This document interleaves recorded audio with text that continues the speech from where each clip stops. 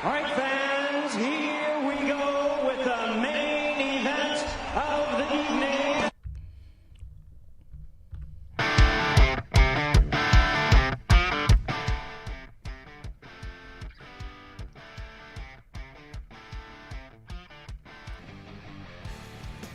Good evening and welcome to the Febar. I'm your host, Jack Jordan Maynard, and joining me as usual is Mr. Jack Pickering. The transfer market has been interesting over the past few days, hasn't it? Bernard has moved to DS Penske, and Jev and Cassidy have been confirmed in the new look Citroen team, who have taken over from Maserati. But what we'll be focusing on today's show, we want your top 5 Formula E drivers right now. So make sure that you get involved in the show by joining our Discord and come on and have your say on the only FE show made for the fans. We cannot do this show without you. Mr. Pickering, how are you? It's been a while. I've just realised, it has been a while, and I've just realised I haven't done my hair. So this is like how it naturally is. Usually I have it sort of like up and to the side. Oh, right. So it's an absolute mess. So I apologise, but I'll probably end up doing it in the break or something like that. I'll run to the bathroom, put some wax in. But yeah, I don't know what's happened really with my hair. My hair has changed, right? Like something has happened. I've hit 30. It's wavy, it's more wavy, it's out of control. I probably need a haircut, which is probably... Well, when was the last time you had a haircut? Probably about 4 or 5 weeks ago, God knows. Before school started. Yeah, no, like, only a couple of weeks, that's about 3 or 4 weeks. I do mine every kind of like 6. Maybe before... Because I don't... Yeah, because the thing is, like, I should probably get mine more than every 6 weeks. Yeah, I don't like going to the hairdressers because... Like it's just now, but I'm noticing that I'm coming out of the shower. It's not. You know, when you're doing it and you're like, oh, it's not setting the way it used to. It's not doing what I want, and it's like I don't. Yeah. You just give up. You're like, ah.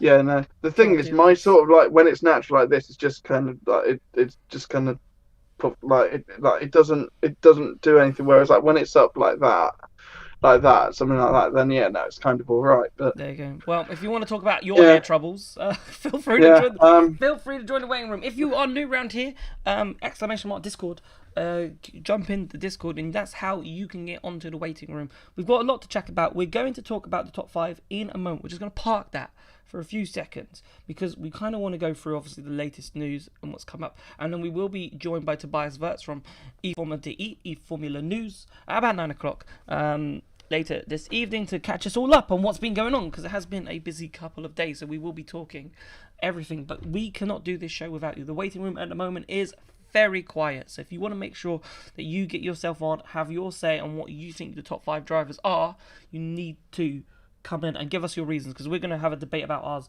in a little moment. But we want to start, and I want to start with Mr. Taylor Barnard, Mr. Pickering, because he has moved to DS Penske, which is obviously what we all thought was going to happen.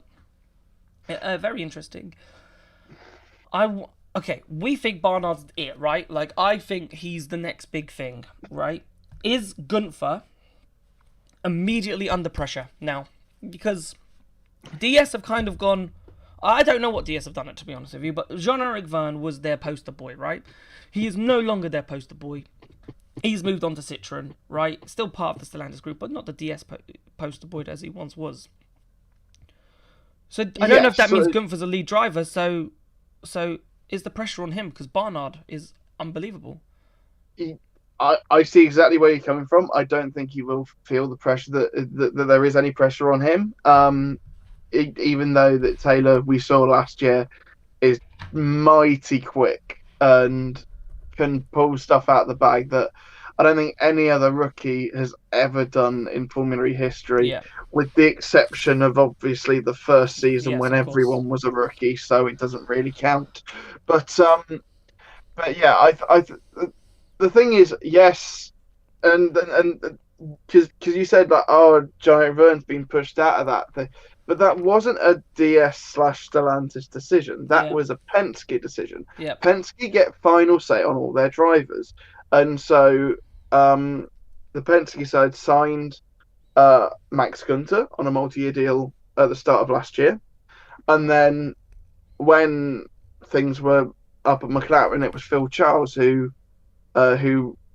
moved from Jaguar to DS about a year and a half ago, something like that. But yeah, he was like the main person to try and get Taylor kind of in that team. And I think because obviously with the switch, they're obviously looking to move away switch. from DS next season, right? So this is like planning ahead. This does feel like a big planning ahead moment, right? For DS, well, not DS, Penske, sorry, because they are linked to not being with DS for next season. Therefore, this feels like a planning ahead moment.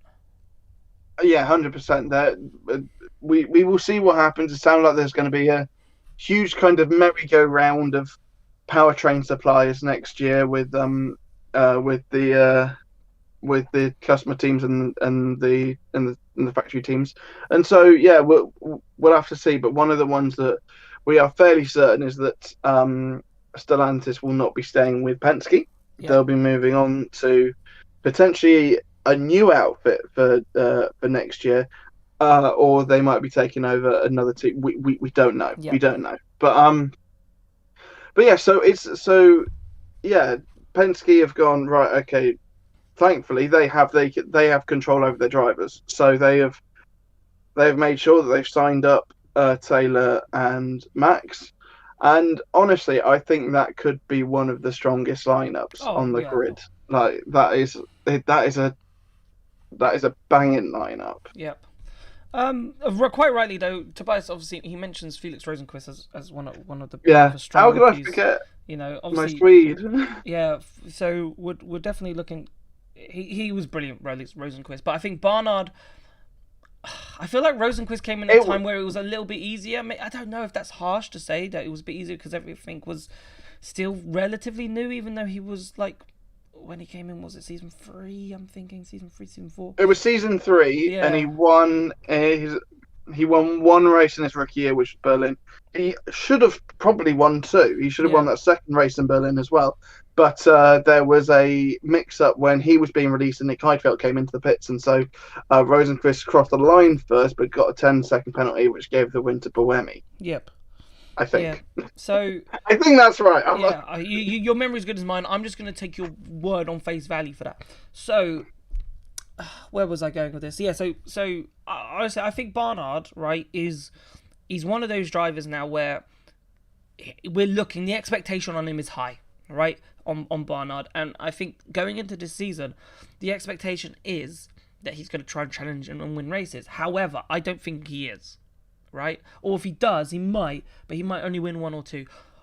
My problem is, right, with the Penske team at the moment is that they won't have a car. Just very quickly, what 1 or 2 would still be a decent win tally for the season. It's damn hard to win in this series at the moment. I agree. I just don't think Penske at this precise moment, going into the second season, with the hardware the same, yes, they did get the 1 and 2 in Shanghai, but I don't think, they're there or thereabouts fighting for podiums. They're not there challenging for wins, and I don't think Barnard changes that, because if Verne couldn't do it and Gunther couldn't do it on a consistent basis, I don't think Barnard comes in and does that too. So it's whether or not they get a car, and I think it's the same with Cassidy and Verne. We'll get onto them in a minute, but do you agree with that, Barnard? There is a higher expectation on him this season. He can't play the inexperienced card anymore. Is the main thing with Taylor. We obviously we praised him so much last season, and for what he did as a rookie, even though he did 3 races the year before. But yeah, it's now time to kind of like build on that as well. And like we've seen that. I think I'm going to go to another rookie for McLaren, which was Jake Hughes, who had not as good as Taylor in terms of rookie year, but had a solid rookie year at McLaren. Admittedly, had a second year before moving on to Maserati for last season, and it just didn't work out. And yes, Jake was there or thereabout. I think he had a 4th place in Jeddah and a 4th place in Shanghai in that weird wet race that no one passed and nothing happened. But yeah, apart from that, he had a kind of sort of nothing season, and so I think I think it's going to be interesting. I think the whole dynamic of Stellantis will change for this year, considering that realistically, DS Penske is not a factory team anymore. The factory team is more than likely Citroen, and so yeah. And the thing is, we know that team can fight for wins, fight for championships. We saw that when it was Venturi and with Edo Mortara, and so it's. But it's very rare. I think it's very possible that the thing is, at the end of the day, it's Formula E. There's no point saying that they can't do something, because then they'll prove that they can, and then the thing that you'll say that they can do, they won't, and it will just be a complete and utter mess. And there's no point in predicting this series. It's far too complex. Well, we got to try to. That's our job, I think. But anyway, let's talk about Cassidy. Let's talk about Cassidy, Vern, because I think you're right. This is Stellantis positioning themselves for next season. Obviously, Citroen will become I think at this precise moment, I'm supposed to ask, correct me if I'm wrong, when he comes on at 9 o'clock, but we'll ask him then. I reckon DS Penske probably remains as the main team for this season. And then going into Gen 4, Citroen will obviously become the factory team for the Stellantis and so forth. And we'll get the testing days, because I think, I'm not too sure who's got the testing days right now. Is it Cassidy and Vern or the extra manufacturer testing days that they get? I wouldn't be surprised if that's completely split down the middle. It could be. That could be. But obviously then going forward, it'll be Citroen. So this is a move that I think, again, is going into Gen 4. However, it still surprised me that Cassidy and Jean-Eric Verne, in a sense, I think Verne probably had little choice, but Cassidy, there wasn't much to write home about last season for Maserati, right? Obviously, they got the win with Van Dorn in Tokyo, but obviously they masterminded that one. So it wasn't like a pure pace race. Luck. But they did mastermind it, because they did charge the car, but things worked out their way. Yes, right. They did. Things worked out their way, that they could do the early pit charge and way before anybody else. So I can't see. They might win races, right? They could. I mean, they could win the odd race here and there, but I just don't feel like that's what Cassidy wants. I feel like Cassidy wants this championship so much, right? I think he's got one eye on Gen 4. He's got his eye on Gen 4. He doesn't mind sacrificing a year to then go on and do this. And also, it's the fact that he's now got a fuel program, because he's doing Peugeot in World Endurance as well, which I think that's something that he wanted to do as well. So, yep. And because, we both know Cassidy, right? He is no nonsense. He wants to win. Right? So that's why I thought, it is big picture thinking, taking this transitional year. But it's also got to work. It's like Lewis Hamilton going to Ferrari, right? It's got to work, right? And if it doesn't work, the egg's on your face, right? And we've seen that with Fernando Alonso in his career. And I have a feeling Nick Cassidy, without the championships at the moment that Fernando Alonso obviously got with Renault, he could be one of those drivers. He's gone from... It should have worked at Jaguar. The fact that it didn't work at Jaguar, to me, is a shock. Then he's going to Citroen. The thing is, I think it did work at Jaguar. I think, and if I'm very brutally honest, and I'm going to throw something out there, and I reckon that there would have been something in his mind when he was winning all the races at the end of the year, going, have I done the right thing? Yeah. Because and surely that will always there will always be that small amount of self-doubt. Yeah. And the thing is, even if we ask him that, he will flatly deny it. No, he did the right thing. So we won't know what's happening inside his head. Yeah. But we saw, obviously, Jaguar had even in pre-season testing last year, I was kind of saying that Jaguar were going to be bottom of the table and everything like that. And at the first race, they won. But they got a bit of luck. But again, admittedly, it was a somewhat lucky race again. Right. But we saw over the course of the year the Jaguar were able to work through their problems, and then they got to the end of the year and they were they ended up second in the team's table from where they were, and Mitch not finishing in the points from any race from after Sao Paulo until Berlin. His next win was insane. Yeah, that's so wild that he went that many races and he went from win, no points, win. Yeah. And so I genuinely Jaguar, I think, and the thing is I think Cass, it did work at Jaguar because he didn't get that championship that he went there for. He didn't get the championship, but he was the only one who he was the only teammate Mitch has had to actually. And we all knew challenge him and beat him. Yeah, and I think we all knew secretly that would happen. Right. You guys can obviously have your say on the driver moves and so forth. If you want to come and talk about, Barnard to Penske, how you think he's going to do, the Citra move and Cassidy and Vern and what you're looking forward to this season, you can. But we're now going to move on to the tasty bit that we definitely want your opinions on and want you on the show. Our top 5 drivers in Formula E right now. Right? Okay. Oh, I thought no, this was right an now. all-time. It's not all time. It's right now. Oh. Right, I'll do mine. You have a look at yours.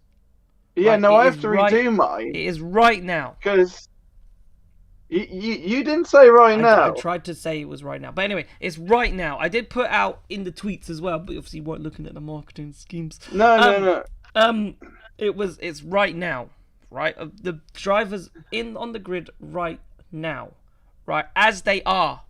Right? Okay. So, right. Because obviously, I'll, a lot of them in history, but you can make a couple of changes. I'm going to go with fair, mine. to be fair, right, okay, so right now there are only 1, 2, 3, 4, 5, 6, 7, 8, 9, 10, 11, 12 drivers in Formula E.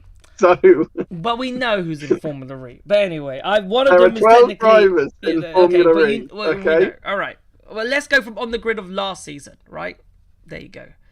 I don't think there's many new people. Okay. I don't think there's any new people. There's Joel Eriksson. Yeah, there you go. Yeah. I'll start, right? And I'm really looking forward to this, right? My number 1, and I've said it for a really, really, really long time, is Nick Cassidy. Yeah. I think Nick Cassidy is by far the best driver in Formula E. And I think the last 4 races proved that, right? This, when he just dominated the field in that Jaguar, and it's still not the fastest car, and he crushed Mitch Evans, right, last season, and I can't, we all went in thinking that, he was going to win this championship. The aim was to go here and win this championship and take the fight to Mitch Evans. He took the fight to Mitch Evans, and, you could arguably, Jaguar may have cost him, or may have, through their mismanagement of strategies, potentially cost him a championship. But then I would also argue, as much as I am a Nick Cassidy, I wouldn't say fan, but Nick Cassidy admirer, is he cost himself the championship in Portland last season by making that mistake, right? Because if he doesn't make that mistake in Portland, he wins a championship. So you could argue that he cost it himself with his spin in Portland. So for me, Cassidy is number 1. For me, number 2, it's hard to ignore Oliver Rowland, right? I've gone 2 for Oliver Rowland at this precise minute, right? Oliver Rowland, I think, championship last season, and he's just grown as the championship has evolved, as long as he's been in it. He's evolved as a driver. Like, he came in season 5, well, earlier than that technically, but let's take his Nissan debut year. He was quick again. Qualifying, I think he got pole or he was second on the grid in Paris, and he led, but he binned it. So he had that raw pace, he had that talent, but he's just sort of moved on. Now this, for me, is where it gets difficult. I have at number 3, and this person, I could also make an argument to not be in my top 5, right? But when I say that, I think it's incredible that I think maybe and it's Pascal Wehrlein, because I like Pascal. On his day, he's unreal. Like, you can put in and comment on any of these, by the way, Pico. But yeah, but like I'm still just deciding because I just want to point out other people in the chat have only just realised that it was. Oh, I did try and say in the tweets that it was on the grid. No, I did try. Everyone thought it was all time. Thought it was all time. So I'm not the only one. Well, hold on. Well, it's right now, right? So your top 5 right now. Last season. Well, from last season, right? Your top 5 Formula E drivers right now. And me, so Pascal Wehrlein. Now, I was on the fence, right, with Pascal Wehrlein, and I put him third because I thought, how can I not put him in the top 5, right? Champion, and I go back to that race in London last season where he won on the Saturday, and he got those overtakes done, and it was just pure brilliance. And on his day, Pascal Wehrlein can be outstanding, but for me, he goes missing too much, right? He goes missing, and when he goes missing, that's where you think, I'm not too sure. I'm not too sure. How good on the list is he? 4th, Antonio Felix da Costa. I have gone for Antonio Felix da Costa. He's just brilliant. And again, that run under the pressure that he had in season 9. Was it season 9? Season 10. Where he won those 4 races. Just proves how brilliant Antonio Felix da Costa is, right? He's just outstanding, right? As a driver. And arguably for me on the same level as Pascal Wehrlein. Really and truly putting Wehrlein in front. Both of them have a championship, but I just thought, I don't know. Honestly, I could have easily put da Costa third. That for me is interchangeable. But then you could argue, well, surely my 5th one's interchangeable, and I wasn't even sure Wehrlein makes it into the top 5. But then I thought, I can't. There's too many that. There's other people that I think he's better than, basically. That I think he's better than these drivers, which are the ones that I've left out. And then I was like, I'm in an R-ing. But my final one, in 5th place, is Jean-Eric Vergne. Now, I feel like this is a rogue one, right? Because, yes, he's been good and he's been consistent. Yeah, but you have to then think about the drivers I've missed out. Oh no! Do you know what? Yeah, no, this is going to be an unpopular prediction. I'll put the 2-time champion in. Yeah, but come on. I think because, right? No, it's not unpopular, but I think it's because he's had his day, and he hasn't done much. A lot over the last couple of seasons, right? And he's kind of been. He's like yesterday's champion, right? He was good back in the day, but he ain't that good now. And I think that's harsh to look at on Jean-Eric Vergne like that. I think it's harsh, but it's like, because I know how good he is. But I thought, he needs to be in that top 5. So for me, I've left out, and I don't know, this is where the debate comes, and this is why I think we're going to have a great show, and I want your opinions. Because I've left out Mitch Evans. Don't think Mitch Evans makes my top 5. Jake Dennis doesn't make my top 5. You could argue that Taylor Barnard doesn't make my top 5. Right? So if you think them 3 deserve to be in the top 5, you need to come on, and if they're in your top 5, you've got to come on and tell me why they should be in the top 5. Right? Pico. Right. What's your top 5? Do I do mine now? Right, Yeah, so I'm going to go with the more suspense option going from 5 to 1. All right. Instead of just going straight in with the number 1. Just to build build up a little bit of suspense. When there's only 5 options there, then I kind of understand. Common sense is not the greatest thing in my life. But anyway, I know that. Mine doesn't. Mine went straight to the point. You go however you want to go. Yeah. You can build up the suspense for everybody. Right, number 5 is Pascal Wehrlein. Okay, yeah, I can see that. So, why so he is damn quick. He is a world champion. But yeah, it's the same thing that you said about occasionally he does do the disappearing, like in Berlin when everyone was like, right, okay, he's nailed on for the win. Yeah. He's going to take it to London, 14th place. Yeah. What?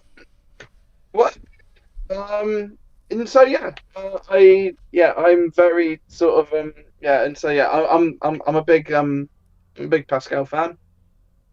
but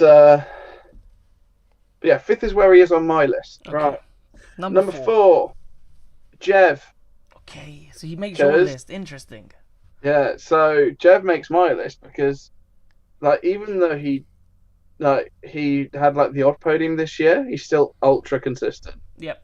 He was still in the points every single race, whereas like when he was up against Max Gunter as a teammate this year, where if you've watched the predictions video, yep, I say that Gunter will beat Verne in the championship. Yep. Which you know that it could have happened if Max was more consistent. Yeah. Because the thing is, Max had the better result, but it was so inconsistent throughout the year that Jev beat him by, I think it was like 14 points in the end or something like that. Yeah. But it's the consistency from Jev to be there week in, week out. And I feel like it would be remiss of me to put him in there because he is the only person to ever win the championship on 2 occasions. Yeah. So, yeah, he's in there at number 4. Right, number 3 is Antonio Felix da Costa, because I think he's always kind of been there. I think he's there or thereabout in the championship, like year in, year out. And yes, he hasn't taken it to the final round. I think it was mathematically possible last season, season 10, sorry. Yep. Because we've just had season 11, yeah? Correct. Yeah, we're going into season 12 now. Right, it's really confusing. We've just had the 24-25 season. Yeah. That's the one we've just done. Yeah. The one that ended in 2024, I think had a mathematical chance coming into the final race. And the thing is, like, he won sort of. Did he win 4 on the bounce, or was it 4 and 5 races or something like that? Yeah, 4 and 5. Yeah. And so yeah, he's still like fighting for wins, like week in, week out, fighting for championships. And I think that on his day, he is a very tough man to beat. So that's why I put him third. Who's your number 2? This is going to be a shock top 2, everyone. Really? My number 2 is Ollie Rowland. Okay. So yeah, I mean, like we saw it this year. That like the speed that he had and the consistency that he had this year. Yes, London was a bit of a write-off, and so I'm I think he's fairly happy that he wrapped up in Berlin. But he was very good over he was very consistent over the course of the year, and going on to win the championship, obviously. And yeah, and the thing is, he would, when he was back in the Mahindra, when he was driving the Nissan first time round, he would bring the car into places where it shouldn't have been. Arguably didn't really deserve to be. Like, I think he got like 3 or 4 poles in season 5, which was his true rookie season. Obviously, he had that one-off appearance for Mahindra in season 2, but yeah. So yeah, Ollie has proven this year like he is the cream of the crop in Formula E. Yeah. And the only man to beat him is, believe it or not, it's Nick Cassidy. Yeah, see, I think he's the best. I do think he's the best. Go on. Why is he the best? I think in terms of raw pace, I think he is, and the mindset. Yep. Of the guy, he is the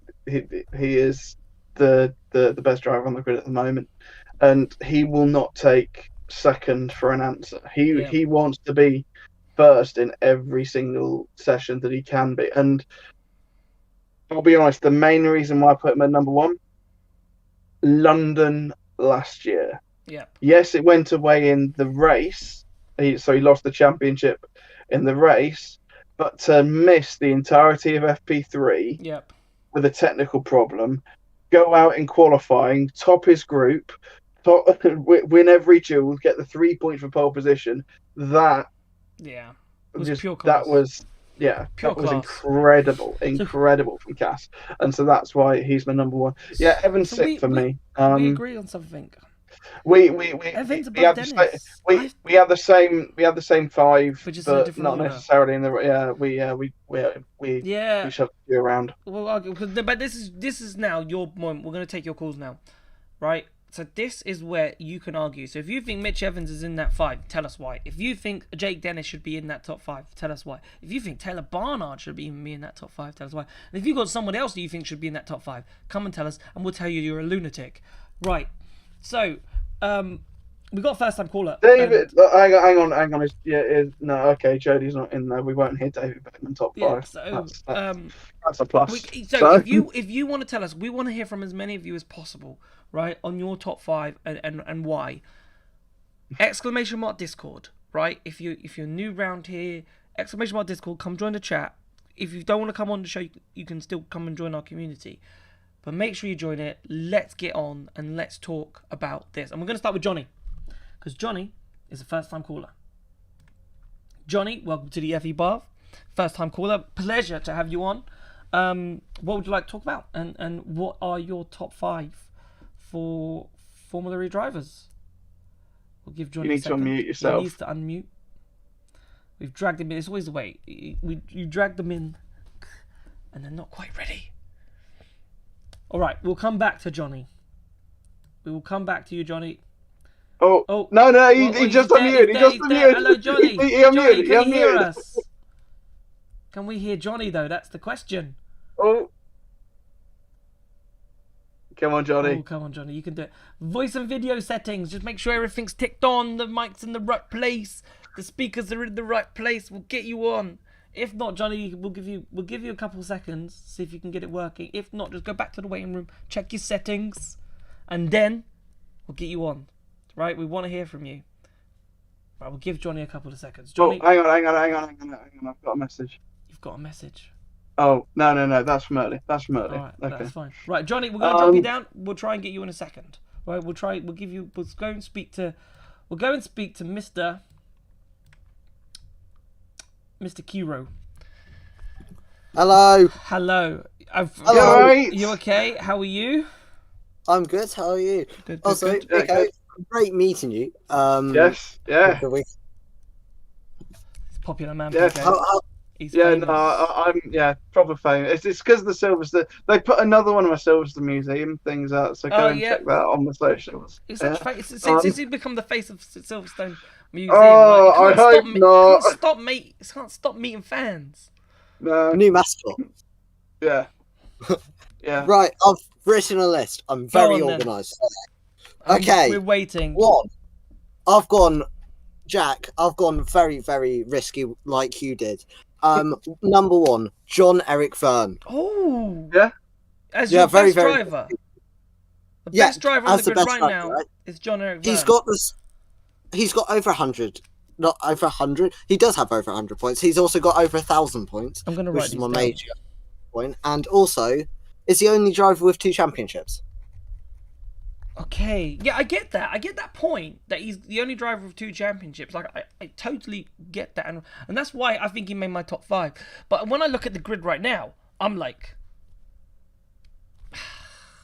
yeah, okay. But in fairness, I wrote this with the presumption it was of all time. All right. And, Thank you. and okay, You could have tweaked it. Very much happy tweaked this. that all of these are currently on the grid. All right, fine. So, we'll go with it. So Jev. I got very, very lucky here. All right. Number 2, Cassidy. I put in the notes for him, has pace but horrible luck. Yeah, I agree with the horrible luck kind of thing. He deserves a W for sure. DC. Okay. I would agree with that. But my problem is for him now is when is he going to get it? Because, you know, Porsche could be amazing in Gen 4. Jaguar could be amazing in Gen 4. There's no guarantee that Citroen will be amazing. Yeah, but he's got to risk it. Also, that guy that commented under my post saying Cassidy was not going to Citroen when I said that 2 months ago. Ha! You're wrong. I don't remember that. Sorry. I had to get that out. Okay, right. Number 3. Very controversial choice here. I do want to say 4 of these are based on pure facts. One of them is based on I think my favourite driver. Bias, yeah. Tictum. Tictum, number 3. Right. Yeah, Why didn't you put but- Tictum? Right. So the interesting thing is, why didn't you put Tictum number 1? So why is it number 3? Okay, because I know that he doesn't have 2 championships. That's why. Yep. He is a good So he driver, does- Tictum. I don't know where he'd be. He'd be in my top 10 for sure. He's. I think I he's in think my he'd be top on the 10. fringes of the top 10 for me. Okay, so I've put for notes here: dedication and speed. he does have speed. What he did in Monaco this year was incredible. Yeah. Right? Like, the way he came out the blocks, it was absolutely incredible. So, I can't deny him on speed. And obviously, he got his first win in a Kiro with last season's Porsche. Like, yes, it's still a decent powertrain, but it's not the most... It shouldn't be by far or away the best powertrain. So, like, I can't... He's up there, Tictum. I think he's this season, he's made a lot of people eat their words, maybe, and so forth. And he's proved himself. And also, if you compare him to Beckman, sorry, Jody, but if you compare him to Beckman, he's been insane, you know? Yeah, 100%. I did speak to Seta Camera after London, because obviously Tictum was teammates to Seta Camera and they were sort of on par with each other. And you do think that if Seta Camera was in that car and getting the same results as Tictum, Yep. Hero would have been far better off in the championship. Yep. Yeah. So Okay. So number 4. I've got Bird. Deserves. This is also probably because he's this is leaving. all time. This is all time. Yeah. Right. Yeah. Yeah, of It's all time. all Deserves time. a world championship. Second highest points without championship. 916 points. That's what I've written for him. Okay. Yeah, that's fair. Because yeah. I'm interested to see who you leave out here, because I think even in my all-time list, I don't think Bird makes my top 5. Really? I don't think Bird makes my top 5. I think he'd easily be top 10 for me. I think he might be in the top 10. I don't think he'd be top 5. I don't think he'd be in my top 5. You have to think we have had 10 champions. So To be honest with you, I put Felix Rosenquist was in it for a short period of time. I'd put Rosenquist ahead of Bird.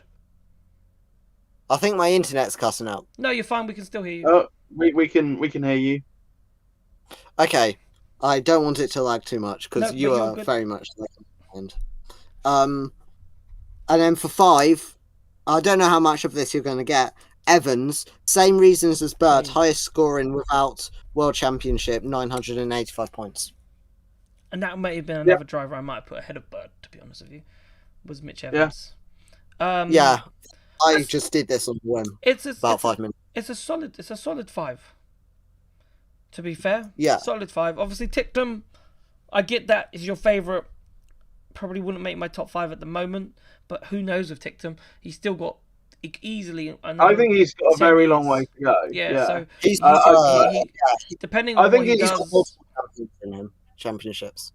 I think he's an FE for the long haul now, Yeah. and I think when we get to Gen 4 and he's got a powertrain that's up to, like a current powertrain that will be competitive, because it's more than likely going to be the factory Porsche powertrain, and that's because we think that's going to be the Porsche second team. Then, yeah, what I can't wait to see him with a proper powertrain in the future. Because you'd assume if Kiro still have the Porsche powertrain in Gen 4, they'll have of course he'll have the new powertrain. So if he has the Porsche powertrain, You need to have one. Exactly. You need to have one for Gen 4 because none of them will so fit. nothing will be old. So therefore, if he does have the Porsche powertrain and the Porsche are good, then the sky could be the limit for Tictum. Well, I mean, my question is he staying with Kiro? Yes, Because he fully might 100%. not. There's nowhere else he's going. I'd say there is a 95% chance that he is going to be at Kiro. I'm going to say 99.9. I don't think it's too far from that, but Wait, he's not going Jaguar, yeah, and he's not going Porsche. yeah, no, I don't think. Yeah, So, it now looks like Kiro. those seats are now occupied with Da Costa at Jaguar, Muller at Porsche, and Andretti have got Felipe Drogovic for next year. So that's what's being reported at the moment. But whether or not that's true or not at the moment, still. Well, it's from Sam, so it's more than likely true. So he has got things right. But as I said before, as much as we like Sam on this show, we know that sometimes you can be wrong. Sometimes things happen. You get it. You know, even the best get it wrong sometimes. So you can't take it full face value just yet. Well, I mean, if he moves teams, I'm gonna have to update my name, which is gonna be a pain. So. Yep. Perfect. Yeah. Well, thank you very much for coming on and giving us your top 5. All right. Hope to see you guys in Valencia if I make it. Yep. Right. See you guys. See you soon. Right. Right. Let's try Johnny again. Johnny, you're on the FE bar. Will it work? You have to unmute yourself this time. I thought he came in, reset his computer, maybe popped it out. Johnny, I haven't had a follow up. We have. There we go. Hello, Johnny. Yes. You're on the FE bar. How are you? I'm doing good. How are you guys doing? Very good. Very good. Very good. What is your top 5? Okay, so my top 5, I would go with Da Costa at 5. Okay, why Da Costa at 5? Because of his consistency. He's not had the best luck in his races, but his consistency is still good. Okay. Then 4th, I would go with De Vries. Yeah, De Vries is one of the unsung hero of Mahindra so far. Okay. Since they have been coming up in the rank. They have so far. Yeah, Mahindra is definitely improved. I'm just being biased here with De Vries. I feel De Vries and Mortara have been two of the improved drivers so far. Yep. Johnny, are you from India? Just out of curiosity. Yeah, I'm from India. Whereabouts? So I'm biased with Mahindra actually. Yeah, whereabouts in India? Sorry? Whereabouts I'm in from India? Goa. I'm from Goa. Okay, perfect. Thank you for first and foremost. Thank you for being up and on the show. We massively appreciate it. I wanted almost 1 o'clock. It's over there, isn't it? No, I'm currently in UK. I'm not in Goa. You're in UK. Okay. I thought for a second, sorry. I knew you. Yeah. Okay. You're in the UK. Okay, fine. Yeah. All right. Perfect. So, maybe you can give me a bit more insight here into just Mahindra as in general, because obviously Mahindra is an Indian car manufacturer. Yeah. How big is Mahindra in India? And in terms of, obviously they've had the Moto3 teams, obviously they've had Formula E for a very long time. How are they followed? I'm not going to say they're followed like Ferrari with the Italian fans, but do they have a good following? What's the perception like? Yeah. So far, F is not that popular in India, to be honest. Motorsports in general is not that popular in India, but we had a couple of Formula 1 drivers. Yes, but not in very good. Chantok. Yeah. They were not in good teams to actually show off their potential.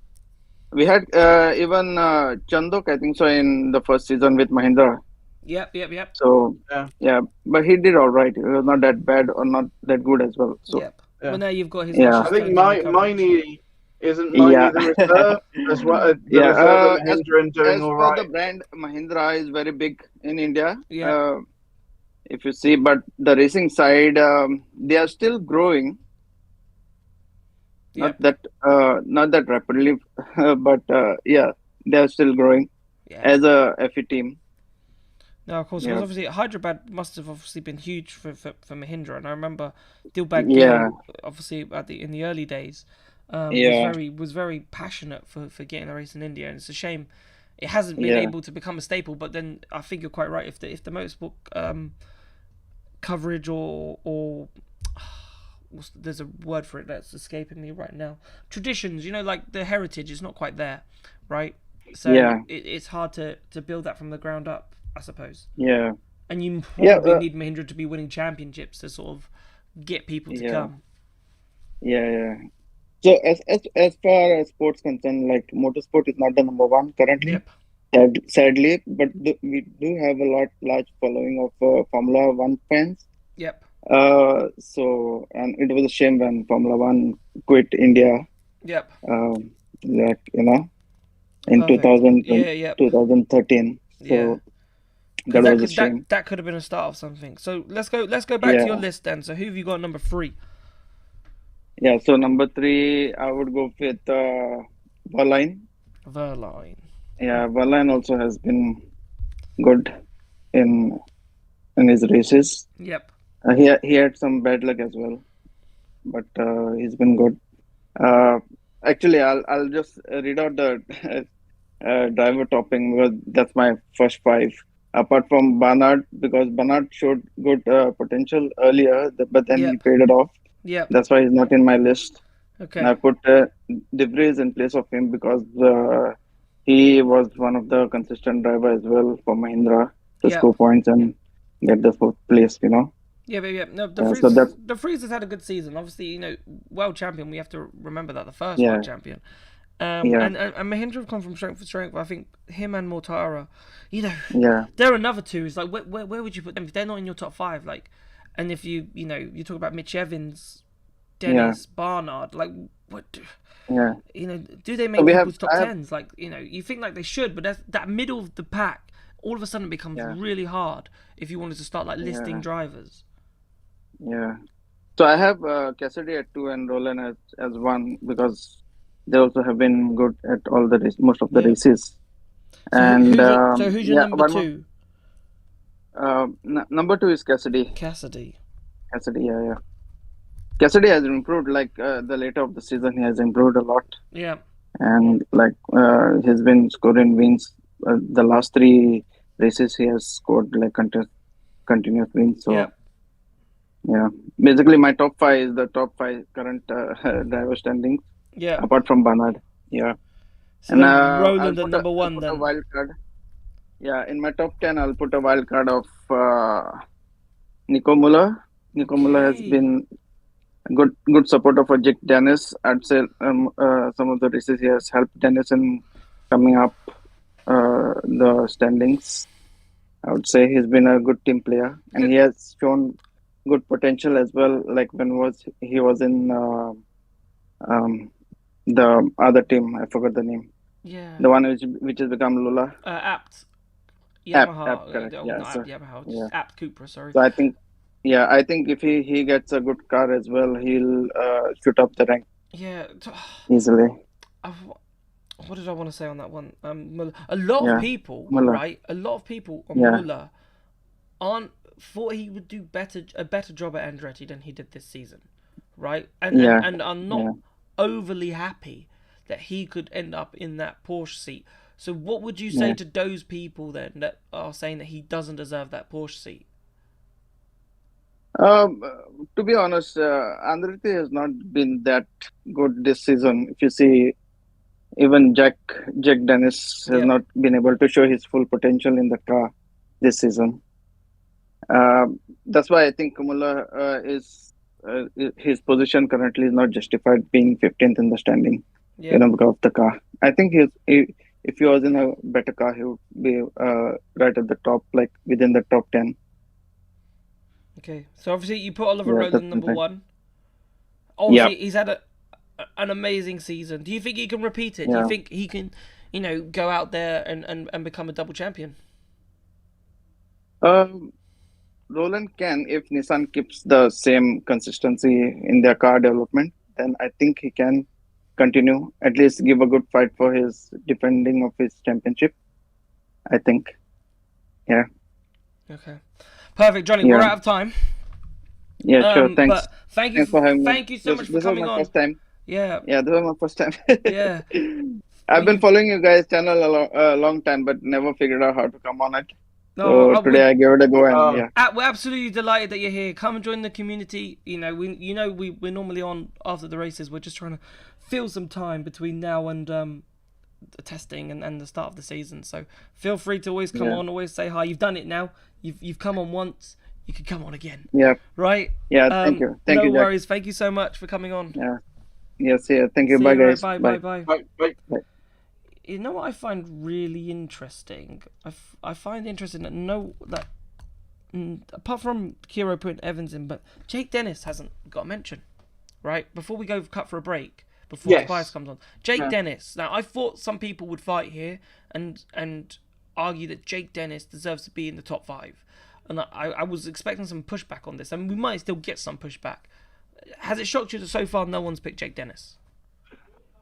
Yes and no.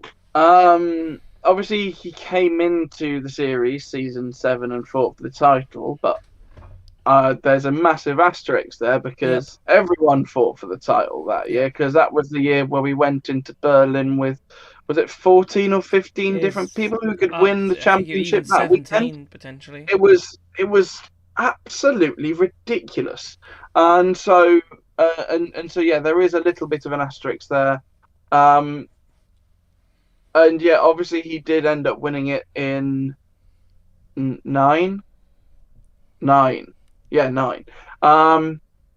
But yeah, since then it's kind of plateaued a bit. Like Jake's still been there fighting for the odd podium here and there, but he hasn't been right up the front of the field where he has been, where he was beforehand. It did take him a few races to get into the swing of things with Formula E. He was completely pointless until he won in Valencia, and that was hugely helped by the qualifying format where he was in the last group to go out, and it was wet that day, and so it was getting drier. Yep. And so that's how he was able to bang it on pole position. And from there, it's like they found something there, and they went, right, okay, let's get motoring, and went on to finish 3rd in the championship. Yep. Was 5th, I think, in season 8, and then went on to win it in season 9. But yeah, it's surprising, but I'm sure some people in the chat at the moment are going, maybe it might be in theirs. But what we're going to do now is we're going to take a small break, and we'll be back at 9 o'clock to talk to Tobias Wirtz from eFormula.de and eFormula News to find out what's going on and find a little bit more information. Obviously, there's been a little bit about the potential swaps in terms of racing and what racing might even look like next season. So we'll hear from him, and then we'll continue taking your calls on your top 5. So make sure you join the Discord, !Discord, and we'll see you very soon. I'm gonna do my hair. I'm gonna not.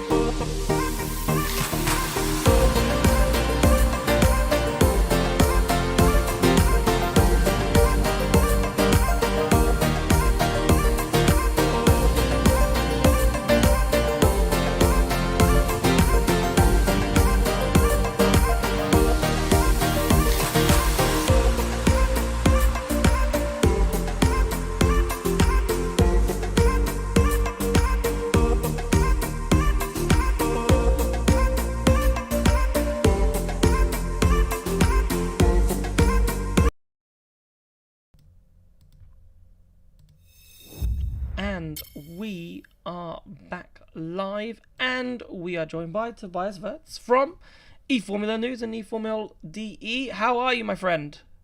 Good evening. I'm good. Hope you're good too. Yeah, we're very well. How's the break treating you so far? You rested up? No. Excuse me? Have you rested? Are you well rested? Not really, to be honest. And obviously, I'm right. I'm not going to say that. Obviously, let's talk about. Check. One thing I have to mention. Yeah, I've just noticed it too. You misspelled my name. Oh, what did I do? It's RT, mate. It's RT, not TR. As soon as it popped up, I was like, "Did I mention this?" What have I done? How have I done that so badly? Shame on you. I've literally got it up on your web. WIRTZ, right? IRTZ is correct. Yes. What did I do? Witters. Sorry, that should be updated. I don't know how I was literally reading. I was literally reading it, like, as in, like, I was literally copying it from my brain. Tobias Wing now. Hopefully that's updated. No, thank you. Tobias. Well, no, there it is. That's perfect. Thank you. There you go. Off and on again. Hopefully that fixes it. Right, there we go. Right, apologies. All good, man. Right. Yeah, nightmare. Idiot. Never mind. Where were we? I wanted to talk about the news actually that kind of broke today about the potential. We've been talking about this for a while, like what they're going to do, maybe Gen 4 in terms of the race format, or if they're going to make any changes to the race format since the introduction of pit boost, and it looks like there is a little bit on the horizon. With potentially one attack mode in pit boost races to make it less confusing, which I find a bit odd. I don't think I found it too confusing with 2 attack modes, but apparently to ease confusions, a potential one attack mode with pit boost. What do you know about the race regulations and sporting regs for next season? I know that there have been talks about that already at the end of last season. To be honest, I think I'm quite experienced in watching Formula E races. Yep. But I have to say it was way too complex during the pit boost races. And if I find it way too complex, I don't know what a spectator on television thinks who has never seen a Formula E race before. For example, in Jeddah, after the pit boost stops, Max Günther, who was fighting with Oliver Rowland for the lead before the pit stops, he was in P6. Yeah. And nobody has an idea why he has lost 4 or maybe 5 places. Yeah. And in the end, he won the race with a spectacular overtake in the last corner. Which has been voted by our readers to the overtake of the year. Just to mention that, but I watched the race 3 or 4 times later, but I still can't tell you why he was in P6, and this is quite confusing. And just one example why it's maybe the right thing to think about the different strategy options the drivers have. To be honest, in Formula 1, for example, drivers have just a small amount of tactics. Yep. Yeah, they can choose between 3 different tires, which 2 of them have to be used during the race, and that's it. And in Formula E, especially with the pit boost and attack mode, you can take 2 minutes of 2 minutes of attack mode before the pit boost and have then 6 minutes left. You can make a very soon stop and have 2 attack modes left until the end of the race. Yep. We saw sometimes. We sometimes saw that people were taking the 6 minutes quite early in the race and make the stop at the latest possible point. and had then just 2 minutes of attack mode left. Some of them didn't have any attack mode left after the pit stop, and it was quite confusing because nobody was able to tell you what's the real order is at the moment, because there are so many options that throw it all. I don't know how to say it. But basically, it just gets a lot. It basically is quite confusing. So we are expecting them then to make these changes. Then, so we're pretty confident this will happen. Yeah, but I read the article too. You mentioned, but I'm not sure of if it's the right way. They want to cut it down to one attack mode in some of the pit boost races, not in all of them. Okay. What's quite interesting, I don't know if it's if this isn't even more confusing for the spectators. Yeah. Don't know, to be honest. Yeah, it's interesting. We've always talked about, whether or not there will be some changes to and what they do, but it's interesting to see and how it works.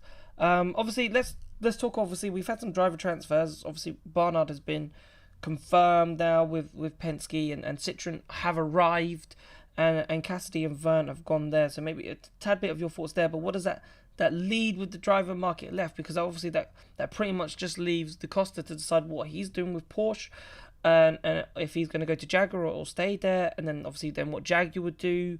So what are you hearing at the moment? What's the latest updates around that? Yeah, the latest updates is that Da Costa will leave Porsche. This will be communicated next week, I think. I think it's no big secret. Do you think that's communicated publicly next week?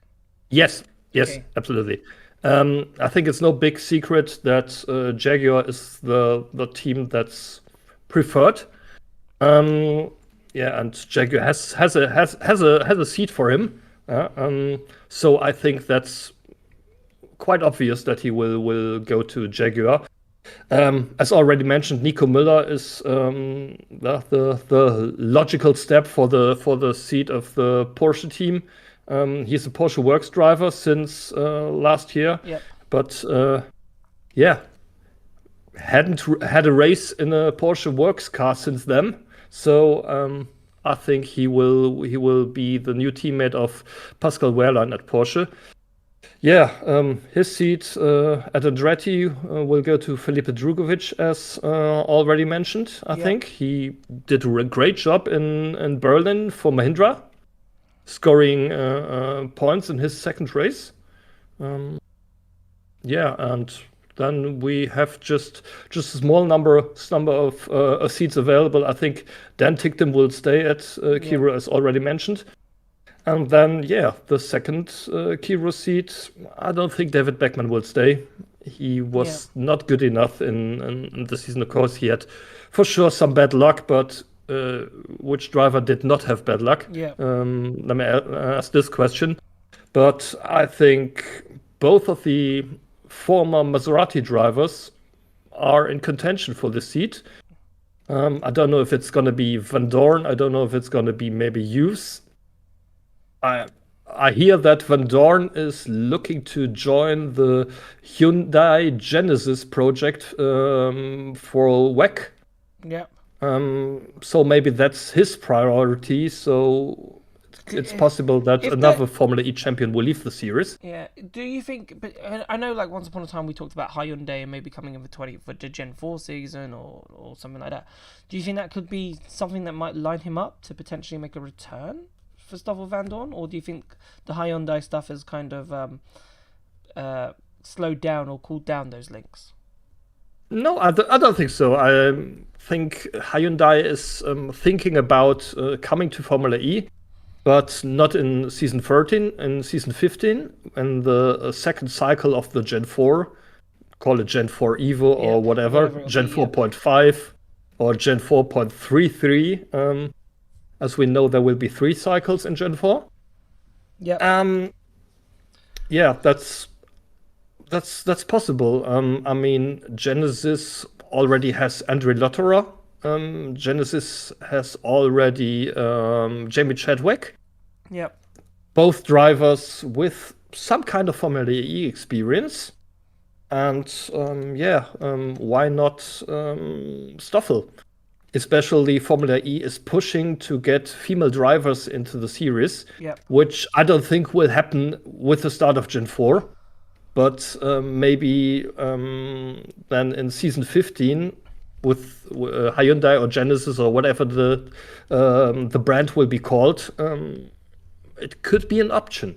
Yeah, with Andretti, just very quickly, and then we'll get your top 5 and we'll discuss that. But with Andretti, obviously they're potentially now going with Dragovic. Obviously Vesti was considered. I think obviously Jake Crawford was also considered. Do you think Felipe Dragovic's performance in Berlin has effectively got him that seat? Partially.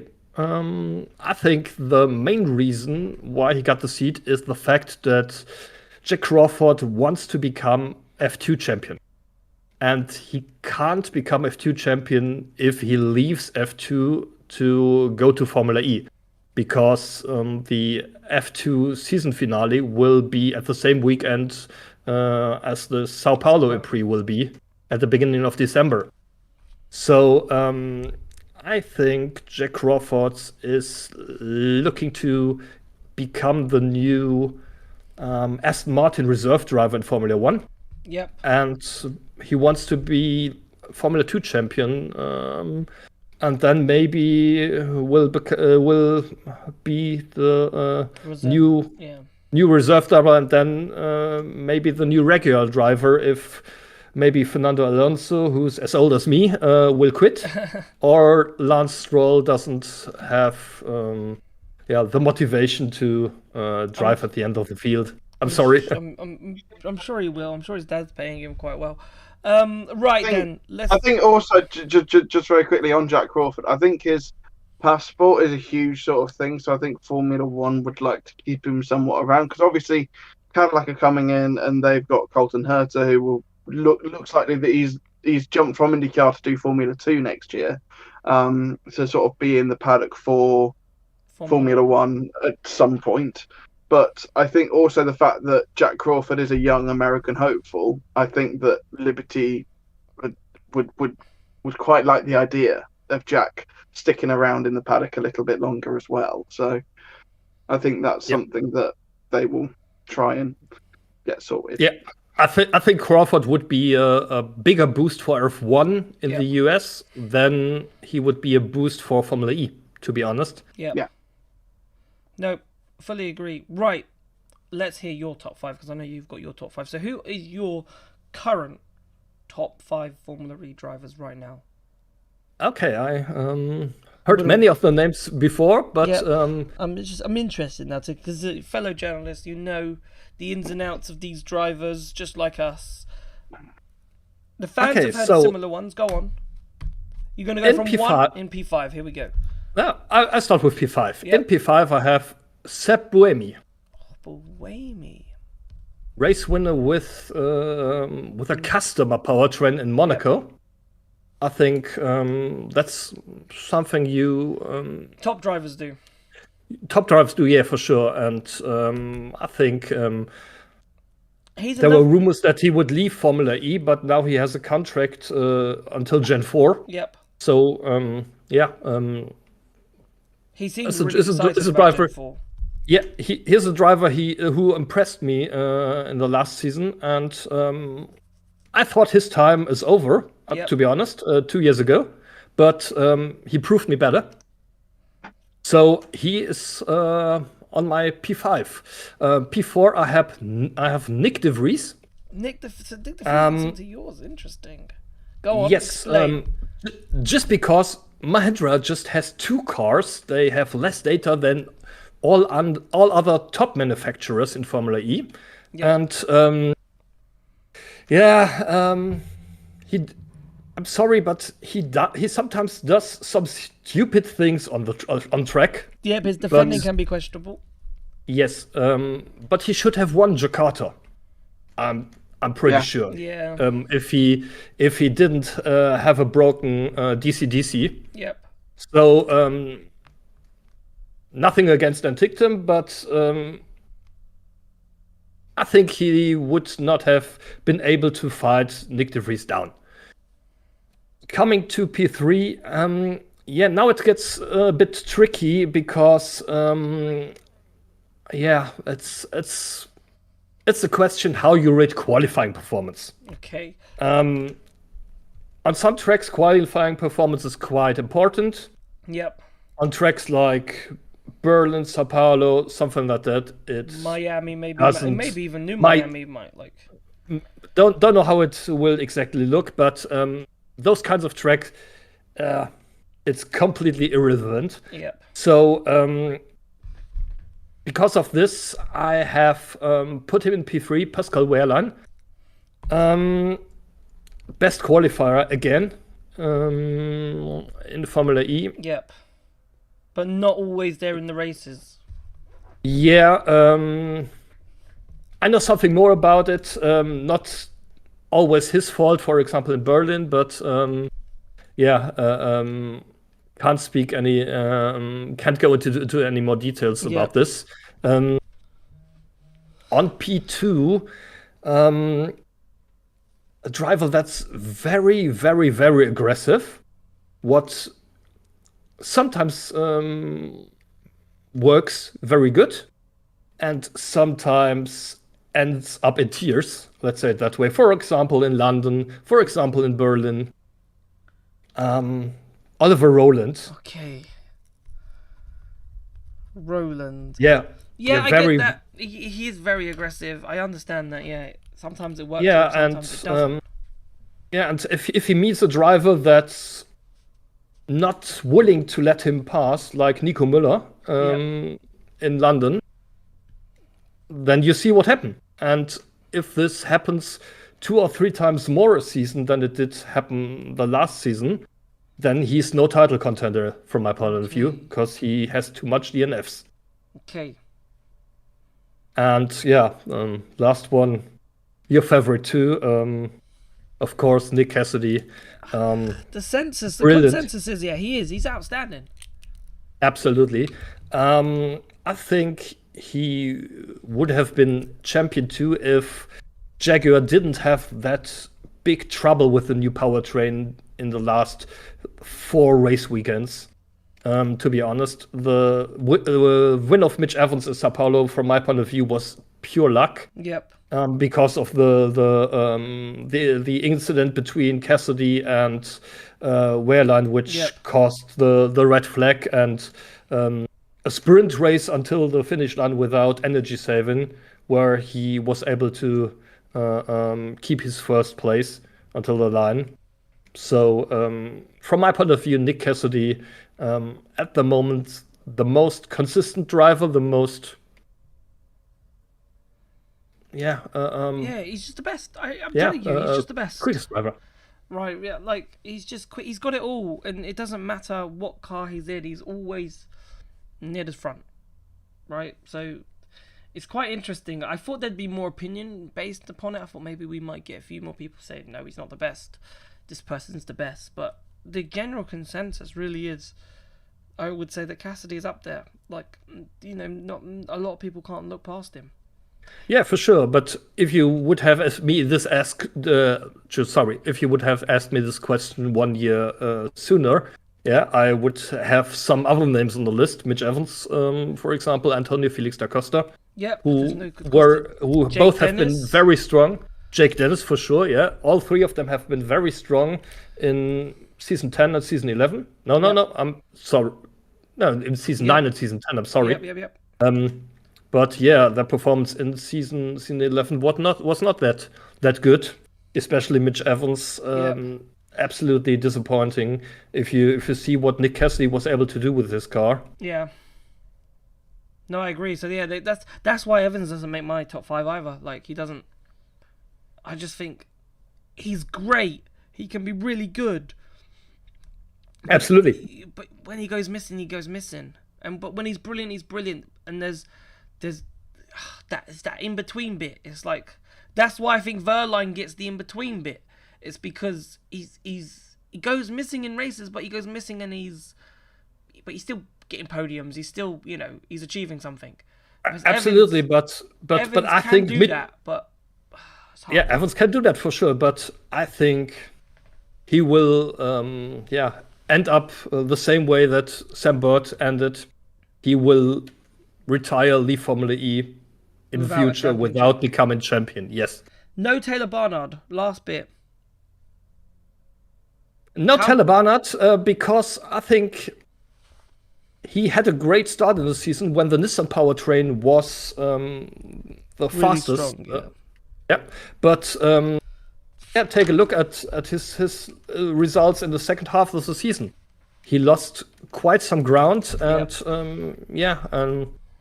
no podium during the last races. So fell down the road. After the big advantage of the Nissan powertrain was gone, he wasn't able to be at the front again. Yeah. And that's why I voted Buemi and De Vries into the top 10 and Taylor Barnard P6, maybe P7. Okay. All right. Tobias, it's absolute privilege. Thank you, guys. Hopefully we'll speak to you soon. Maybe next week if the Costa is confirmed. Who knows? I might have to do another special little Febar. Get everybody on finding out, because I reckon that'll be a big one once that news drops. I think the new Porsche driver will be confirmed earlier than the Costa, but interesting. I think so, yeah. Okay, well that will be a big piece of the puzzle then. So we'll see what happens. Sure. I would like. Surely they'll do like Da Costa leaving half an hour later, announcing Muller, and then after that, the day later, they'll announce. No. Are they just not giving Da Costa any airtime whatsoever? They announced Nico Müller, and they will say farewell to Felix Da Costa in the same press conference. In the same press release. Yes. Very German, very efficient. We don't need to do it twice. I think so. Yeah. I'm sorry, but that's the way it is. We don't need to write it twice. We just fit it all in one. I think so. Yes. I don't think your German accent's that good. I'm not very good. I'm just trying to be very efficient. It's very bad. I'm not good at accents. But hey. No, I can do West Country, Standard Northern Farmer, and Meerkat, and those are my three accents I can do. Lovely. But we're not going to test them right now. But Tobias, we're going to go because we're going to try and get some of these callers on. Yeah, sure. So thank you, and we'll speak to you soon. Perfect. Thank you very much. Have a nice evening, guys. And you. Bye-bye. Bye. So that was Tobias Wertz from eFormula News. I have just had a thought, because Go on. Yeah, because usually we have Nick at 9, but that was actually Toby at 10 Central European time. So yeah. Swings and roundabouts. Right. Yeah. I'm gonna get 10 o'clock Zoe. on the continent. I'm gonna get Zoe in, and we'll rattle through these last 3 calls. If you want to have your say, you can !Discord come and have your say on your top 5. Zoe, you are on the FE bar. I think I know who your number 1 is, but I'm very interested to see where you go with your other picks. So if you start from number 5, and we'll hear your picks. Okay, so at number 5, I've gone for Taylor Barnard. Okay. I think just the lack of experience coupled with the results. I know he kind of went missing at the end of the year, but I think the Nissan powertrain kind of fell off at the end of the year. I think the other cars kind of caught up, and it was a bit difficult. He also had a bit of bad luck in some races. I mean, getting taken out by Mortara was not really his fault. I think he outperformed Bird by so much that I don't really think you can overlook it. To me, anyway, I kind of value how people are performing in relation to their teammate more than I do like how they are in relation to necessarily like other drivers. Yeah. But that's just me. Then at 4, I would say probably Jean-Eric Verne. I kind of go backwards and forwards on this, kind of from like 4th down to about like 6th or 7th. I changed them around a lot in my head, but I think I've had a lot of convincing arguments about Jev. I agree that Jev is up there. He is very consistent. I don't think he has the flashes that other people do, but he never completely goes missing and just has races where he's like 14th, 15th. Yep. he never just disappears off the face of the planet, which a lot of other drivers do. Yeah, Which I think is good. I just want to circle back to Taylor Barnard, maybe get Pico's views on this. I think in the future, and Zoe, you can comment on this too, that I think, right, for me, I think he's going to be challenging for Cassidy at number 1, and probably quite soon, right? Yes. In terms of the best driver. What do you think on that? Because I'm so impressed with this kid. I think he will be. I mean, I don't want to admit it, but I think he will be. I think he will be up there, even potentially as soon as next season. Maybe not next season. I mean, it's a new car that he's got to adapt to. Yep. But I do think he will be in that conversation with Nick Cassidy, with kind of Oliver Rowland, if he keeps up this form. He will be up there. Yep. I don't know how many years it'll take, but he will be up there. Like, he could be into the top 3 by the end of next. If he adapts to that car, Pico, and he starts winning, scoring podiums, if we were to do this again at the end of next season, he could be in people's top 3s for sure. 100%. Yeah, I think that he's more than proven enough that he is one of the front runners in Formula E at the moment. It's just the fact that at the moment it's a very short kind of chapter, yeah. whereas I believe like the ones that I listed for my top 5, they've got longer chapters and they've had more kind of like success over that, like a sustained success, sort of thing. Whereas like Taylor, he's right at the start of his career. He's only has he turned 20 yet? Yeah, is he 20? He has. Yeah. Okay. He's. I mean, that means he was born in 2005, which freaks me out. But yeah, like he's still a baby. He's got his entire career in front of him. Whether that's entirely in Formula E or whether he goes off to another series, who knows? But I think that what we've seen in this first year and a bit of him, that there is a lot more still to come. No, for sure. Fully agree. Right, let's go back to your top 5. So who was that number 3 for you? Number 3, I would say, is Pascal Wehrlein. Again, he kind of floats around, but I think, again, just the consistency. His consistency is very good. He does have those races where he does kind of disappear, but again, it's just because I think he's a very clean driver as well. He doesn't make half of the silly moves that other people are doing, so when he goes missing, you don't really see him on the broadcast because he's having a calm race in P7 rather than, spinning somebody out. Yeah. Which I value quite a lot. I think in Formula E that's very hard to do because everyone around you is kind of crashing into each other. To be able to keep it clean and even on like a bad day kind of still finish there or thereabouts with people, I think is good. I think the reason I don't really put him up with my top 2 is just because he doesn't have flashes as often as other people do. He doesn't have those like massive results as often as other drivers. I think if he can have those massive results, then he can make a better charge at the championship next year, potentially. Because this year, obviously, it never really was on. I know it was technically on, but it was kind of... He was never really on the same level as Rowland. So I don't think I can put him up with the top. He's definitely a very solid Formula E driver, and I think if he can just have a few more like flashes, then he'll be challenging for a second title. Yeah, for me, winning the championship between the 2 Jaguars, he took advantage really of their mishaps. But as I said, that race on the Saturday, for me, he deserved the championship by a mile because the way that he overtook, the way that he won that race, and I was like, that's a champion's drive right there. And then he was able to see it through on the Sunday. So I'm sure. I think I have a feeling where your 1 and 2 are going from what you've said. Probably. But I'll let you explain them. You can say both because I think I know the order. Second, I've gone Oliver Rowland, and first, I've gone Nick Cassidy. Weirdly, literally up until about, I don't know, half an hour before the show, I did have them the other way round. Really? But I did. What was tempting you putting Rowland at number 1 over Cassidy? Initially, I was just tempted by the fact that Rowland just manages to... There's just something about Rowland that is so... He's just been so good. And I can't really put it into words because it was just kind of a gut feeling. I think maybe I was overcorrecting for the fact that I like Nick Cassidy so much that it's like, oh, I'll put Roland number one.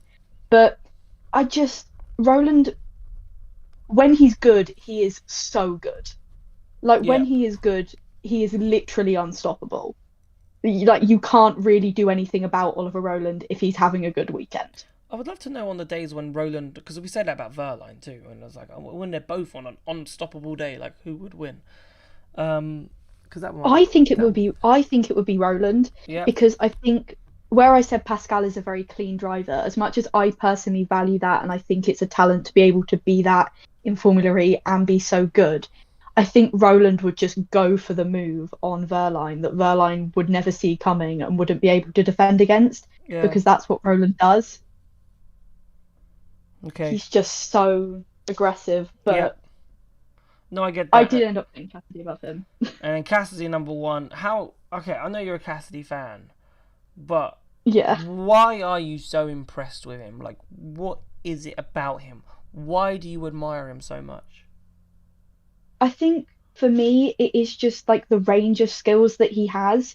Like, not only is he, again, like I said, he's able to keep it clean. He doesn't really crash into other people.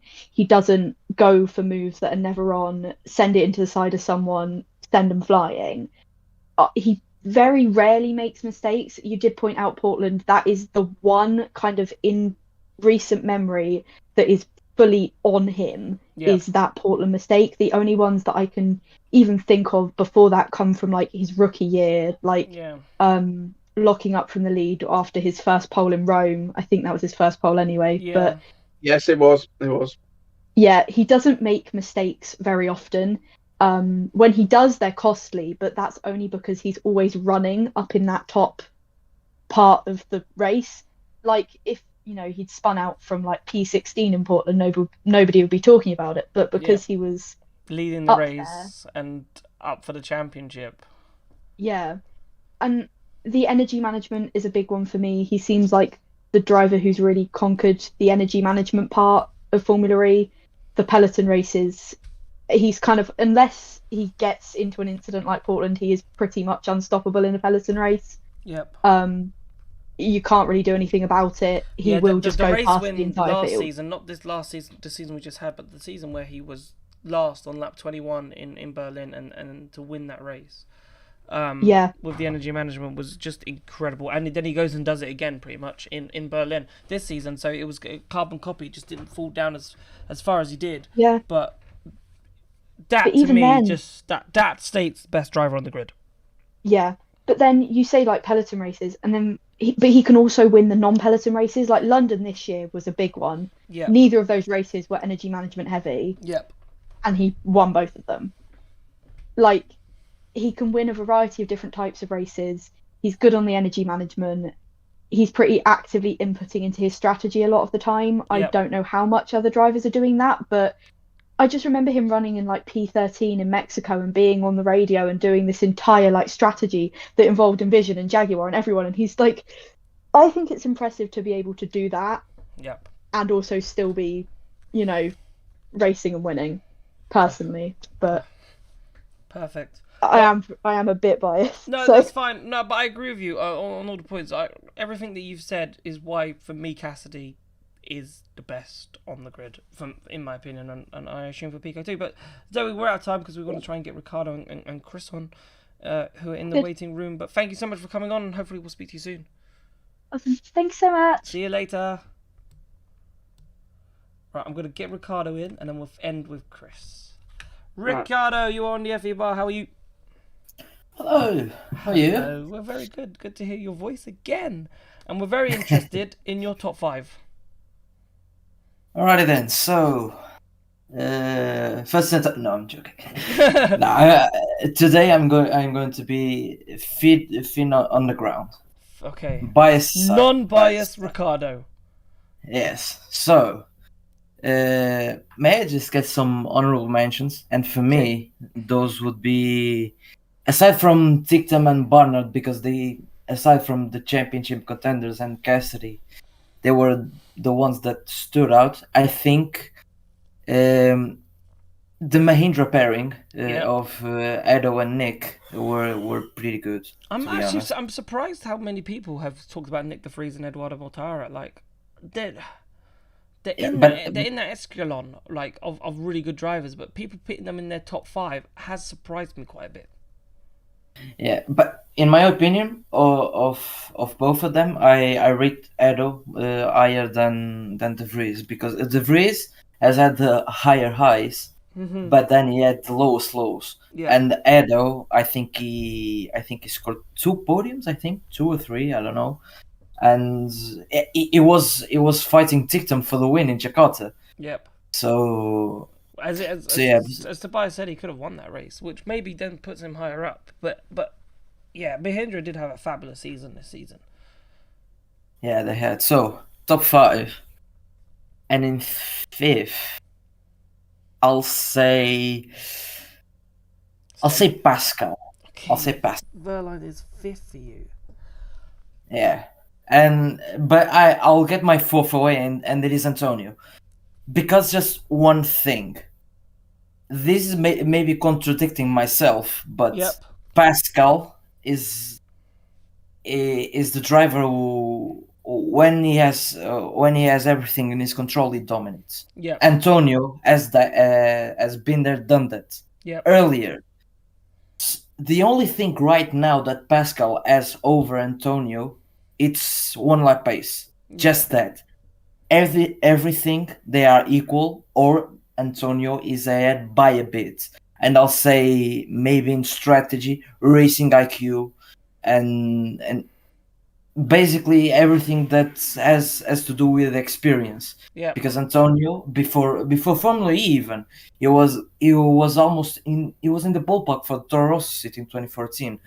He has been in the motorsport world for many years, and yeah, Pascal can be quicker, he can score pole positions, but Antonio in the end, and he proved it in the first part of the season, that Pascal can be quicker, but Antonio is the man that can overcome those difficulties in the race. Yeah, no, I agree. It was hard for me to distinguish between those two, like which way round to put them. To be honest with you, I went with Verline ahead of DaCosta, but then you also made an argument that Verline could not even be in the top 5 because he can go missing sometimes. So, like, it's hard. But then, yeah, DaCosta can do stunning things. Like, you go back to the pressure that he was under last season to do what he did and to win those races. How are you not a top 5 driver? Like, you have to be to do that. Yeah. And this season for both Porsches, I'm not saying that just to Antonio. I like to fool around because Antonio and Porsche, blah blah blah. But this year Porsche had their issues, but they were also super unlucky. Yeah, Pika, anything to add that you want to add on that? Yeah, I'm not surprised that Ricciardo's put DaCosta in there, but yeah, I mean, I put him 3rd in my list, so yeah, I'm in so it's fair play for DaCosta for Ricciardo then, because he's not even 3rd. Like, you put him higher, and the DaCosta fans put him 4th. So who's your number 3 then? Well, my number 3 is Jeff. It has to be Jeff, because Jeff was so much under the radar this year. Nobody even noticed him. Nobody noticed him when I noticed when he made that double pass for P2 in China. Yeah, in China, yep, it was a good move. He went under the radar the whole season just to finish P5 or P6. Yeah. When his teammate won in Jeddah with a last lap overtake, won in Shanghai with complete dominance. And some say Gunther at the better season. Look at the standings. Jeff is always there, and when he doesn't win, he scores points every single time. It's inevitable, and maybe we are saying that the Jeff fault is disappearing bit by bit. But if you look that into more perspective, if you understand the whole situation, the old Jeff never left. He's still here. Yeah. The package is just not the package is underwhelming. The others just made a better package than his. So yeah. I think just to have background, when Da Costa was teammates with Jeff, I was when I first watched Formula E, my favorite driver was Jeff, because Antonio with Andretti was doing not that good, in season 4. So yeah, I saw in Paris Jeff winning, and Jeff is that driver from Formula 1, and yeah. But then when Da Costa became teammates with Jeff, I was quite skeptical. And in season 7 and season 8, I was, man, Jeff is ringing down the nails for Da Costa. Yeah. And he's not making that easy. But same with Buemi. I didn't like Buemi at first, but you see these old drive, much like with Fernando nowadays. Yeah. And yeah, Jeff for me number 3, and undisputedly the top 2. Second Ollie, and first Nick Cassidy. So there's no discussion. Let's just say that in my opinion, they had the same season but in reverse. Yeah. Let's just say, because Roland ran away with the first part of the season, and then Cassidy just woke up, and Jaguar woke up. Yeah, Jaguar woke up, and they won almost everything. So yeah, but in that regard, in this moment, I think Nick in the same machinery. Let's just say if all the drivers were in a Porsche or in a Nissan, Nick would have won by I'm not saying by a mile, but so is Nick so is Cassidy your number 1? Yeah, Cassidy is my number 1 because he is the complete package, and Ollie, it's the almost complete package. Yep. We had mentions of Ollie's will-to-will abilities, and we saw that in his rookie years, and they are not much different from nowadays. So if he didn't run away the way he did this season, and there was some much more fierce competition, it would have been in trouble. Like some said, I think it was Tobias that stated this. Yeah. And yeah, I completely agree with him. But yeah, that is my top 5. And it's a good top 5. I thought I thought I was going to have a bit more like oomph and debate with people, but it's amazing how I think, Pico, that everyone's on the same kind of wavelength. Like, apart from a few rogue ones, like the Freeze being in there. But to be fair, to Bias's one was a bit rogue with Buemi and the Freeze. Barnard got one mention from Zoe, but everyone else that we've said is in there. No one's really gone against us. Yeah, it's it's definitely interesting. But I think when I'll be honest here, I reckon people would have had differing opinions if it was all time and not current grid. When it comes to current grid, you are kind of more limited about who is currently on there. Yeah. And well, maybe we'll do it all time. But yeah, we'll do it all time another time. But then does longevity, because the only thing with that is, like, Felix Rosenquist was really good for the short mainly part time. Does he deserve a mention? But he wasn't in it for as long because he decided, well, IndyCar's going to give me more money and better opportunity. So there's swings and roundabouts. But Ricardo, we're going to let you go. Thank you for coming on, and we're going to get Chris on to wrap up the show. But hopefully we'll speak to you soon, and Costa decides what he's doing with his life. We'll talk about this next week. Yeah, we'll talk about this. Yeah, we definitely will. Right. Oh yeah, thanks guys. See you soon. Next week. Right, bye-bye. Bye-bye. And then let's end with Mr. Chris. Hello, Chris. Thank you for waiting. You are on the Febar. How are you? I'm very good. How are you two doing, gents? Very well. All the better for hearing you. Thank you very much. So your top 5. Well, Say, should we go top to bottom as usual? Yeah, they go bottom to top. So there may be some slight bias, but yeah. So fifth again, DaCosta. I think 100%. He's let's say very consistent. Yep. I just can't put him above Pascal because Pascal's beaten him every single time in Gen 3. So I think fine. Because at the end of the day, you talk about best drivers, you've got to look at results. You've got to look at finishing positions. Yep, that's true. Because that's what makes you the best, I suppose, doesn't it? It's your results. Oh, absolutely. And I'd love to put DaCosta above Verline, but I just 3 seasons in a row where he has been beaten, like comfortably sounds a bit mean, but he has been beaten by not insignificant margins. Okay. So that's my placement there. And then fourth is Pascal. Yep. Kind of same reason, say world champion last season. Yep. So yeah, obviously had a few issues this season, but was like he's been in the title fight every single season during Gen 3. Like, let's say obviously won it. And yeah, okay, season 9 he was out a bit earlier, but oh no, he was out second class race, wasn't he? Season 9. Yes, yeah. So yeah, I think he's 100%. He's got to be in top 5 contention. Yeah. Right, and here comes my rogue one. Number 3. I think Jake's better than Pascal.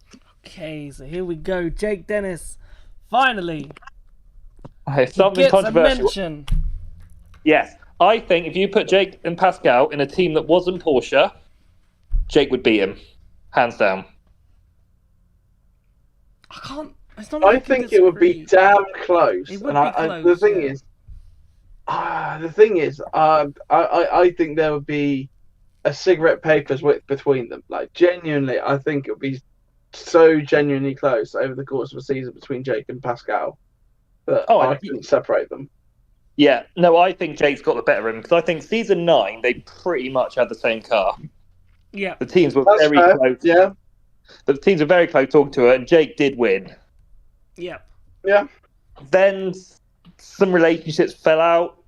Few communications got severed, and I think that's what's hit Jake at the moment.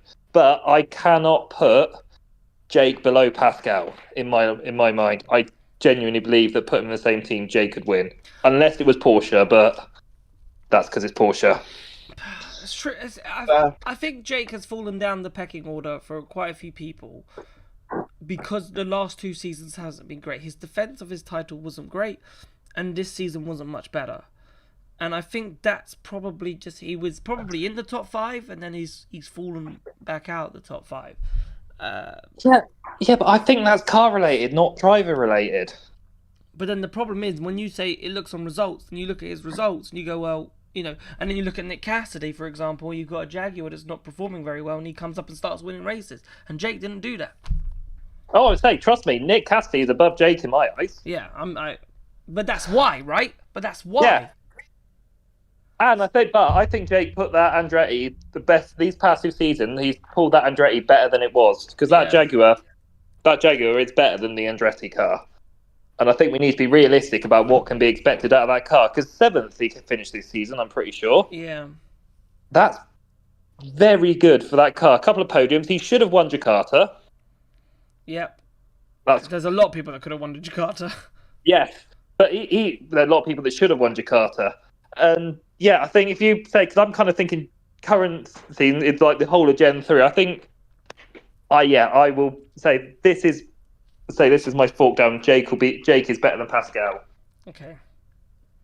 I'm not going to disagree because when you've got Jake Dennis out of your top 5 like I did, and I was like, he's in the conversation, but he just doesn't quite fit for me. And I think it has been that drop off and that drop off of him, since his championship, it hasn't quite worked for him. So I know he's a good driver. He's definitely in the top 10. But go on. It's just whether or not he makes that top 5. But you're right. It may be more car related than we think. I don't know what you think on that, Pico. I think it's 6-1 dozen of the other. I do think that season 9, because it wasn't just Andretti beating Porsche, there was also Envision beating Jaguar. Yeah. And then I think since then, maybe there's been like a factory team priority. Yep. Sort of thing. But yeah, it's 6-1 dozen of the other. I think. Like I said, I think genuinely, like Jake and Pascal, they are literally neck and neck. There's a neck and neck. There's very, very little to choose between them. But yeah, for me on recent form, I'd give it to Wehrlein, but I completely get Chris's reasoning as well. Oh. What about number 2 then? Well, I think the top 2 again. I think there's going to be no disagreement tonight about the top 2. I think it's going to be the same for everybody. It has been, which is I thought Roland would be up great there. Sort of building the suspense, Chris. Yeah. Why do you think I stuck at the number 3 for so long? Yeah. No. Yeah. Ollie number 2. I think if you look at the full Gen 3 package, obviously Mahindra, things broke down there, so he wanted to win, and he moved, and to be fair to him, it's worked out. Oh, 100%. And if he goes back to back or is competing at the top next season, I think he could be up in that number 1 position next season. Yep. Yeah, but sure. I can't write off Cassidy as the best driver. Yeah, he is 100% the best driver on the grid at the moment. I think he's been the best driver for seasons. I don't think it's just this season. I think he's been the best driver since when he left Envision. Like that season that he should have won the championship where he crashed into Boemi, and that whole incident happened. I think he was the best driver then, and for me, he hasn't dropped from that pedestal since that day. No, and I agree with you. I think yeah, he is 100% the best driver on the grid. He's been competitive, say, last 3 seasons, especially that Envision taking it up to where it was, competing for the. Hey, he carried that team to the team's title.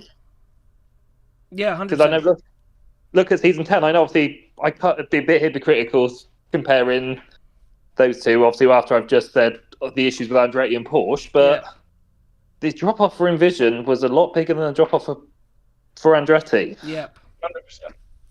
So, and that is surprising. Like, I can't believe the drop off Envision have had. Like, it's incredible, really.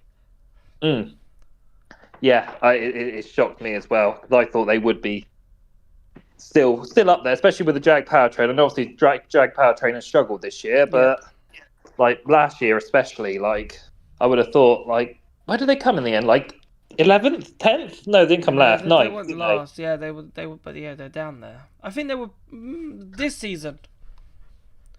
Let me get it up. Yeah, I have it up somewhere. I have it up. Here it is.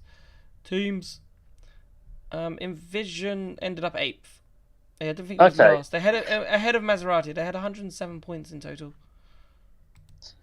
Yeah, and with the drivers they had, they should have been a bit higher, really. But again, I think it's going back to that Andretti Porsche thing. I think discussions have been had, and I think factory teams have been prioritised. Yeah, because that was the one thing I said when Envision won. I said it's embarrassing for Jaguar. You've been beaten by a team that's okay. You've got your powertrain, but you've got all the advantage, and they've beaten you because you've got all the test days. You've got all the, you're the one that's supplying it to them, so you're the one who should know it the best, not the other team. You say the same thing about Andretti and Porsche. Yep, and then that's what I mean. It was embarrassing. So yeah.